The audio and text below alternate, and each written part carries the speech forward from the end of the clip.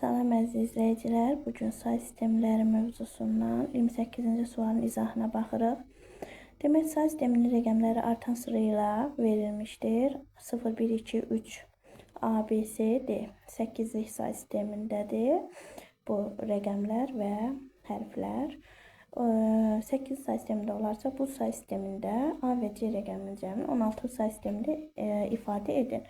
A üstə gəlsin. Bizdə C-ni soruşur 16-lıq say sistemində. Demək, baxırıq A-nın yerində 4 rəqəmi durur. 0, 1, 2, 3, 3-dən sonra 4 gəlir. C-nin yerində isə 6 rəqəmi durur. 4 üstə gəlsin 6, 10 edir. 16-lıq say sistemində də demək, 10 rəqəmi olmadığı üçün onun əvəzinə əlifbanın böyük hərflərindən A hərfi dayanmış olur. Düzgün cavabımız C variantı olacaq.